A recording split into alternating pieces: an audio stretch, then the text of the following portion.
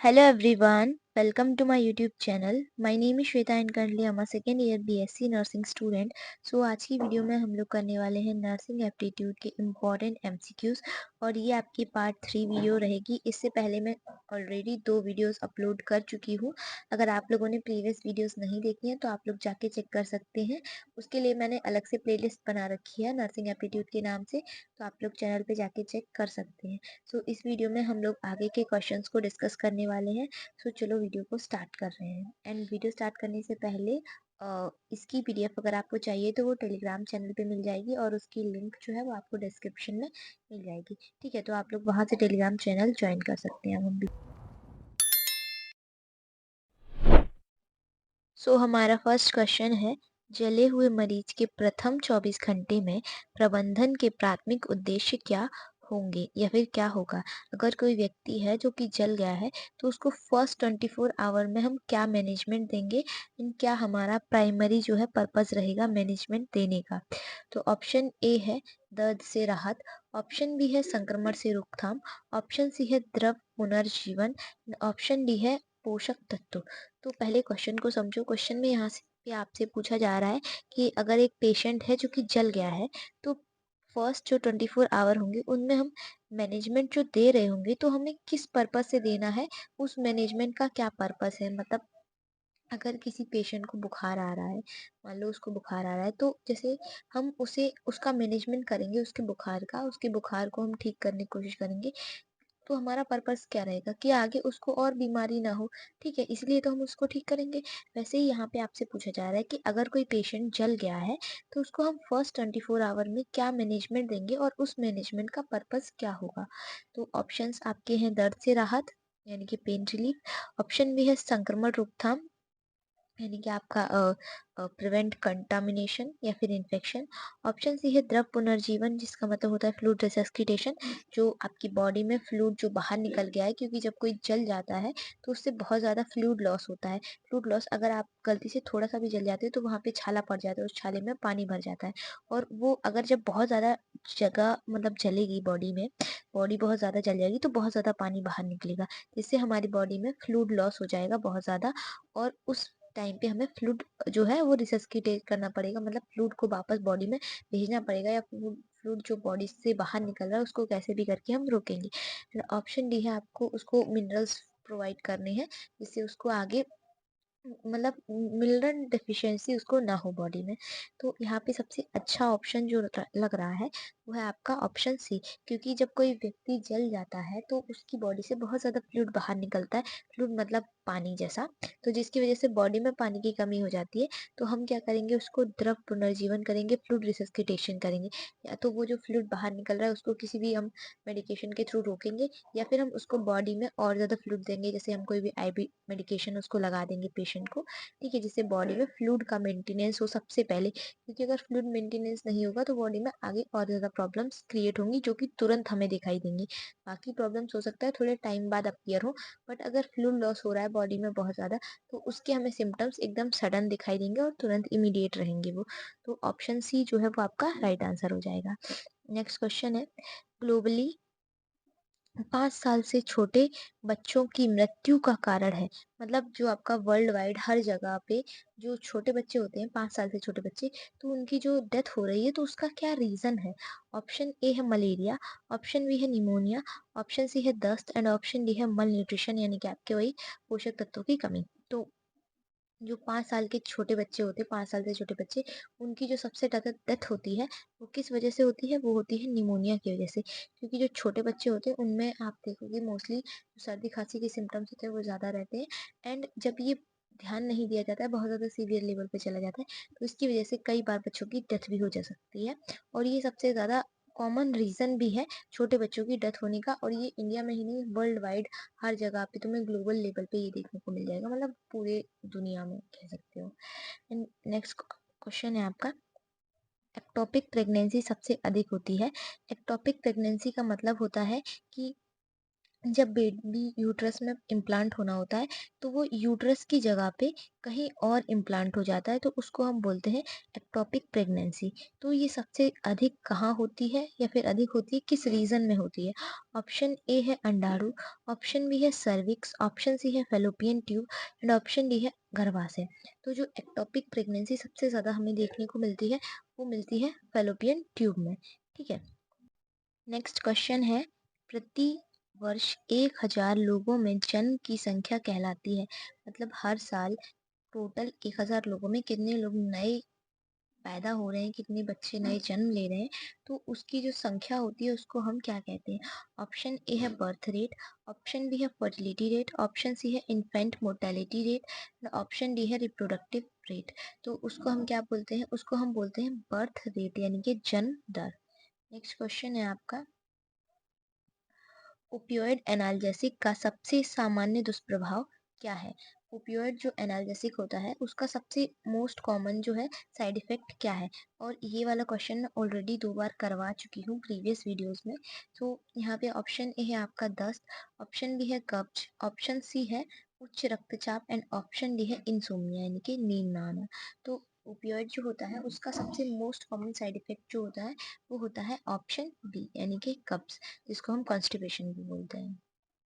Next question है, श्वसन दबाव में सबसे अच्छी पोजीशन कौन सी होती है?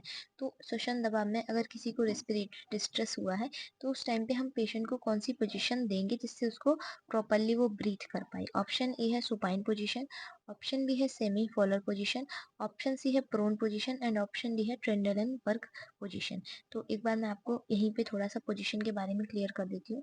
जो सुपाइन पोजीशन होती है उसमें जो भी व्यक्ति रहता है उसको हम एकदम फ्लैट लिटाते हैं, सीधा ये कोई व्यक्ति लेटा हुआ है, ठीक है।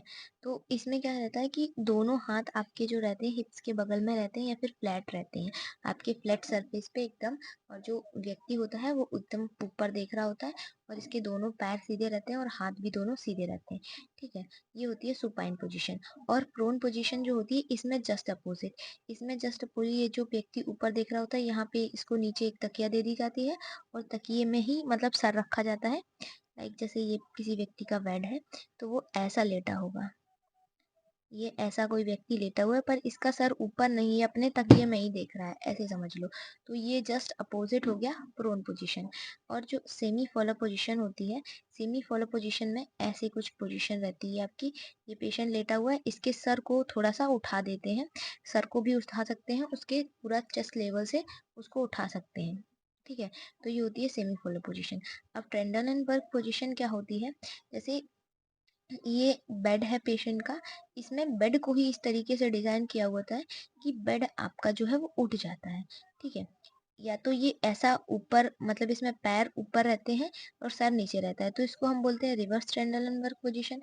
और जब ये सर ऊपर रहता है पैर नीचे रहते हैं तो इसको हम बोलते हैं Trendelenburg position. Supine sorry semi follow position और ट्रेंडलनबर्ग पोजीशन में इतना अंतर है कि यहाँ पे पेशेंट को जो है फोल्ड कर दिया जाता है। ये पेशेंट है, इसका थोड़ा सा चेस्ट भी उठा हुआ है और ये कमर से लेटा हुआ है। पर ट्रेंडलनबर्ग पोजीशन में क्या करते हैं, पूरे के पूरे बेड को ही हम उठा देते हैं। बेड को मान लो हम इस तरीके से कर देते हैं कि ये पेशेंट का सर हो गया, ये पेशेंट का पैर हो गया। मतलब यहाँ पे बेड को फोल्ड करके नहीं खोला जाता है, सीधा सीधा बेड को ही तिरछा कर दिया जाता है इस तरीके से। या तो ये टेंडल वर्क हो गया, अगर आप सर ऊपर है पैर नीचे है तो वो ट्रेंडल वर्क है, अगर पैर ऊपर है सर नीचे है तो वो रिवर्स ट्रेंडल वर्क है। ये तो पोजीशंस होगी। अब यहाँ पे पूछा गया है कि कौन सी पोजीशन हम देंगे, क्योंकि पेशेंट को रेस्पिरेटरी डिस्ट्रेस हुआ है तो हम पेशेंट को जो है सेमी फॉलो पोजीशन देंगे। अब सेमी फॉलो पोजीशन जैसे कि मैंने अभी आपको बताया था कि ये कुछ इस तरीके की सेमी फॉलो पोजीशन होती है जिसमें ये पेशेंट का सर रहेगा, ये उसका चेस्ट लेवल और ये उसके पैर रहेंगे, ठीक है। मैं थोड़ी अलग कलर से बनाती हूँ ताकि अच्छे से समझ में आ जाए। ये आपका बेड हो गया, ठीक है, सेमी फॉलो पोजीशन के लिए, ठीक है। अब ये बेड हो गया तो यहाँ पे जो पर्सन रहेगा उसका ये मान लो चेस्ट लेवल हो गया और ये उसके पैर रहेंगे। तो क्या रहेगा, जब वो ऐसे लेटेगा तो उस कंडीशन में पेशेंट का जो डायफ्राम होगा वो थोड़ा सा फैलेगा और उसको इजीली ब्रीथ वो कर पाएगा, वो अच्छे से सांस ले पाएगा। इस वजह से हम कौन-सी पोज़ीशन देंगे? सेमी फॉलो पोज़ीशन, जिससे पेशेंट का जो रेस्पिरेटरी डिस्ट्रेस हुआ है वो उसको उसमें रिलीफ़ मिले और वो आराम से साँस ले पाए। ठीक है? नेक्स्ट क्वेश्चन है, जब हाथ धोते हैं तब साबुन तथा पानी से हाथ कितने समय तक धोना चाहिए? जब हम हैंड वॉशिंग कर रहे हैं तो उस टाइम पे हम साबुन और पानी को कितने टाइम तक हमें धोना चाहिए? ऑप्शन ए है 10 सेकंड, ऑप्शन बी है 20 सेकंड, ऑप्शन सी है 30 सेकंड एंड ऑप्शन डी है 40 सेकंड। तो हमें मैक्सिमम कितने टाइम तक हाथ धोने हैं? अगर हम साबुन और पानी का यूज़ कर रहे हैं तो हम यूज़ करेंगे 20 सेकंड तक। ठीक है? 20 सेकंड तक हाथ धो को धोएँगे। पर यहाँ पे हैंड वॉशिंग जो होती है वो कई टाइप की होती है। ये तो आपकी नॉर्मल रूटीन हैंड वॉशिंग हो गई। एक हैंड वॉशिंग होती है आपकी मेडिकल मेडिकल हैंड वॉशिंग और एक होती है सर्जिकल हैंड वॉशिंग। ठीक है? ये हॉस्पिटल में यूज़ होती है, ये नॉर्मली हम लोग यूज़ नहीं करते हैं। जो मेडिकल हैंड वॉशिंग होती है उसकी टाइमिंग रहती है 3 टू 5 मिनट। ठीक है? और जो सर्जिकल हैंड वॉशिंग रहती है उसकी टाइमिंग रहती है 5 टू 7 मिनट। अगर आपसे पूछा जाए तो उसके लिए आप याद रख सकते हैं। ठीक है? और अगर नॉर्मल साबुन पानी की बात करी जाए तो यहाँ पे आप 20 सेकंड का टाइम लगाएँगे। नेक्स्ट क्वेश्चन है, यदि एक मरीज को दाएं साइड का हार्ट फेल्योर हुआ है, यानी कि राइट साइडेड हार्ट फेल्योर हुआ है, तो अधिक सामान्य है, तो उसको कौन सा जो है सिम्टम देखने को मिलेगा? ऑप्शन ए है पल्मोनरी एडिमा, ऑप्शन बी है हाइपरटेंशन, ऑप्शन सी है peripheral oedema and option D है इंक्रीज्ड यूरिन आउटपुट। तो यहाँ पे जैसे कि आपको दिख रहा है ऑप्शन ए में पल्मोनरी एडिमा। अब एडिमा क्या होता है? एडिमा एक ऐसी कंडीशन होती है जिसमें जो फ्लूइड होता है वो आउटसाइड द सेल्स जो है वो फिल हो जाता है, जिस वजह से बॉडी में स्वेलिंग जैसा देखने को मिलता है और ये फ्लूइड भर जाता है पूरी बॉडी में। आउटसाइड द कैविटी जो है फ्लूइड फिल हो जाता है, तो उसको हम एडिमा बोलते हैं। अब पल्मोनरी एडिमा और पेरिफेरल एडिमा में अंतर क्या है? जो पल्मोनरी एडिमा होता है, पल्मोनरी का मतलब क्या है? आपके लंग्स से मतलब होता है पल्मोनरी का, तो ये आपकी जो पल्मोनरी एडिमा पूरा आपको इधर चेस्ट साइड में देखने को मिलेगा। और जो पेरिफेरल एडिमा होता है ये आपके पूरे लिम्स सिस्टम में, मतलब जो हाथ पैर है इन सब में एडिमा हो जाएगा। और जो हाइपरटेंशन होती है इसमें क्या है कि आपका ब्लड प्रेशर जो है बढ़ जाता है। और इंक्रीज यूरिन आउटपुट मतलब बहुत ज़्यादा आपको पेशाब लगेगी और पेशाब का जो वॉल्यूम रहेगा वो बढ़ जाएगा। तो अगर राइट साइड का हार्ट फेलियर है तो कौन सी कंडीशन देखने को मिलेगी? तो जब राइट साइड का हार्ट फेलियर होता है तो उसमें देखने को मिलता है आपको पेरिफेरल एडिमा। ऑप्शन सी जो है वो आपका राइट आंसर हो जाएगा। नेक्स्ट क्वेश्चन है, बच्चों में बुखार कम करने के लिए सबसे सुरक्षित दवा है? यदि बच्चे हैं, छोटे बच्चे हैं, तो उनमें बुखार कम करने के लिए कौन सी मेडिसिन जो है वो दी जाती है? ऑप्शन ए है एस्पिरिन, ऑप्शन बी है आइब्यूप्रोफेन, ऑप्शन सी है पैरासीटामोल एंड ऑप्शन डी है डाइक्लोफिनेक। तो इसमें अगर बच्चों की बात करी जाए तो बच्चों में बुखार को कम करने के लिए हम यूज़ करते हैं पैरासीटामोल। ऑप्शन सी जो है वो आपका राइट आंसर हो जाएगा। नेक्स्ट क्वेश्चन है, बचाव तकनीक जिसमें व्यक्ति सच्चाई को स्वीकार करने से मना कर देता है। तो ये बचाव तकनीक क्या है? Defence mechanism. तो कुछ एक डिफेंस मैकेनिज्म होती हैं, वो मैं अभी आपको एक्सप्लेन करूंगी। ऑप्शन बचाव तकनीक जिसमें व्यक्ति सच्चाई को स्वीकार करने से मना कर देता है। ऑप्शन ए है प्रोजेक्शन, ऑप्शन बी है डिनाइल, ऑप्शन सी है रिग्रेशन एंड ऑप्शन डी है डिस्प्लेसमेंट। तो कौन सी ऐसी टेक्निक होती है जिसमें, कौन सी डिफेंस मैकेनिज्म होती है जिसमें जो व्यक्ति होता है वो जो सच है उसको ही एक्सेप्ट करने से मना कर देता है? तो ये जो होती है फेस उसको हम बोलते हैं डिनाइल। जब व्यक्ति जो रहता है कि वो मना कर देता है कि ऐसा कुछ हुआ ही नहीं है, वो मानता ही नहीं, वो डिनाइल फेज में चला जाता है। अब ये डिफेंस मैकेनिज्म क्या होती है? डिफेंस मैकेनिज्म ऐसी मैकेनिज्म्स होती हैं जो हम अपने आप को परसीव कर लेते हैं ताकि हम किसी खराब सिचुएशन से बाहर निकल पाए। अब जैसे कि कोई बच्चा है और उसको पेंसिल नहीं मिली है, ठीक है? उसको पेंसिल मिली नहीं है या उसकी पेंसिल खो गई है, तो उसके मम्मी-पापा ने कंपनसेट करने के लिए क्या किया, उसको नई पेंसिल दिला दी और बोला कि वो पेंसिल खराब थी। तो उन्होंने क्या बोल दिया कि वो पेंसिल खराब थी, ये रीज़न दे दिया, इस वज़ह से बच्चा भी खुश हो गया कि चलो उसको नई पेंसिल मिल गई। तो ऐसे ही ये कुछ डिफेंस मैकेनिज़्म होती हैं, जो हम अप्लाई करते हैं अपने आप को उस सिचुएशन से बाहर निकालने के लिए। तो इसमें क्या था, एक साइंटिस्ट थे, 1 मिनट, एक साइंटिस्ट थे, उन्होंने ग्रीफ की कुछ स्टेजेस बताई थी, जिसमें उन्होंने 5 स्टेजेस बताई थी और उसके अकॉर्डिंग क्या होता है कि कोई भी व्यक्ति अपनी एक्चुअल स्टेट से उस डिफेंस मैकेनिज्म को एक्सेप्ट करने के बाद ग्रीफ के बाद वो कैसे नॉर्मल होता है, उन उसकी उन्होंने 5 स्टेजेस बताई थी। तो उन 5 स्टेजेस में क्या था, सबसे पहले इसको हम याद रखते हैं डैबडा से।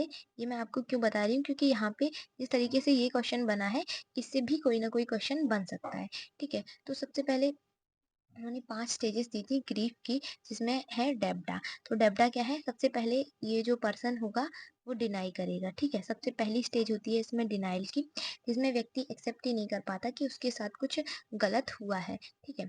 सेकंड स्टेज आती है इसमें एंगर। तो जो हुआ है उसके साथ, उसके लिए उसको गुस्सा आएगा, वो गुस्सा दिखाएगा कि ऐसा मेरे साथ नहीं हो सकता, ये मेरे साथ क्यों हुआ है, ऐसा टाइप। फिर ठीक है, थर्ड स्टेज आती है इसमें बार्गेनिंग।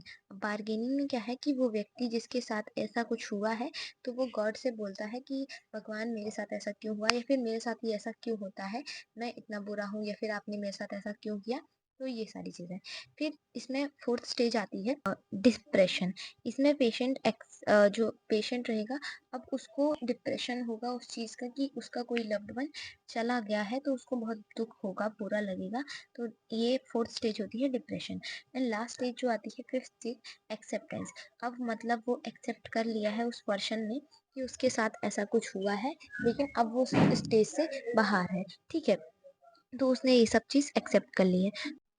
आज की वीडियो के लिए इतने ही क्वेश्चंस थे। आई होप आपको ये वीडियो समझ में आई होगी। अगर इसमें कोई भी चीज़ आपको नहीं समझ में आई है, तो आप लोग कमेंट बॉक्स में मेंशन कर देना। बाकी आज की वीडियो के लिए इतना ही, मिलते हैं नेक्स्ट वीडियो में। Bye bye.